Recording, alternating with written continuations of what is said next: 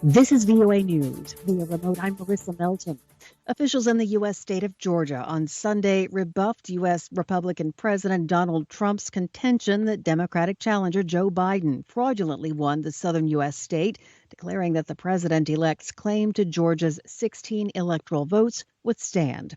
Brad Raffensperger, the state's top elections official, told ABC News' This Week show that as a conservative Republican, he was disappointed that Trump lost Georgia, but he said the people have spoken and, quote, "we don't see anything that would overturn the will of the people."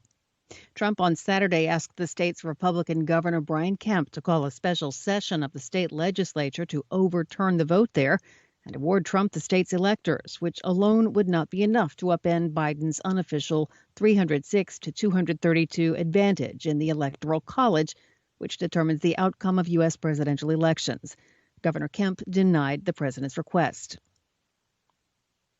President-elect Joe Biden has picked California Attorney General Xavier Becerra to be his health secretary. This puts a defender of the Affordable Care Act in a leading role to oversee the Biden administration's coronavirus response. If confirmed by the Senate, Becerra will be the first Latino to head the Department of Health and Human Services. Department of Health and Human Services is a $1 trillion plus agency with 80,000 employees and a portfolio that includes drugs and vaccines, leading-edge medical research, and health insurance programs covering more than 130 million Americans. Separately, Mr. Biden has picked a Harvard infectious disease expert, Dr. Rochelle Walensky, to head the Centers for Disease Control and Prevention. You can keep up on this and all the stories we're following at our website, voanews.com. This is VOA News. Top U.S. health officials told Americans Sunday they need to be determined to protect themselves against the coronavirus, even as the first vaccines are likely to become available later this month.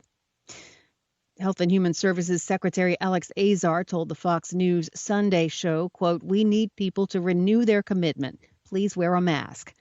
Azar said if a panel of experts at the Food and Drug Administration approves the Pfizer vaccine, health workers can be vaccinating patients within hours.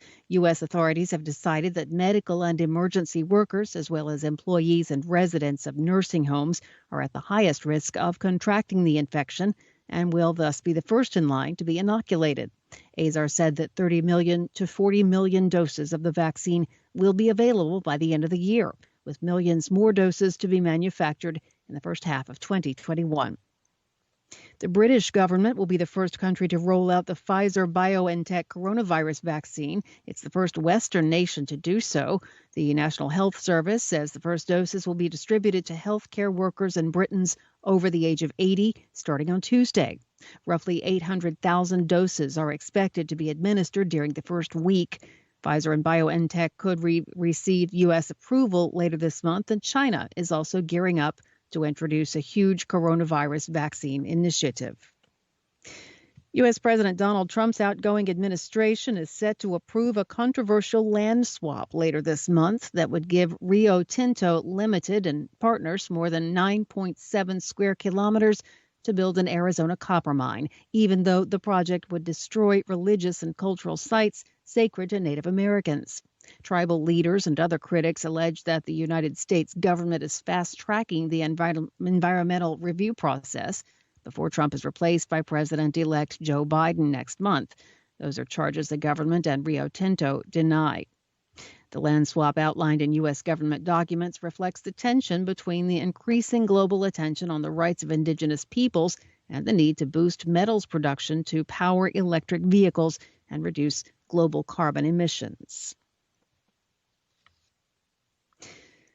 Britain and the European Union will make a last-ditch attempt to strike a post-Brexit trade deal this week, probably with just days left for negotiators to avert a chaotic parting of the ways at the end of the year. British Prime Minister Boris Johnson and European Commission President Ursula von der Leyen spoke over the weekend to get their teams back to the negotiating table after talks stalled on three thorny issues. They're expected to speak again Monday evening.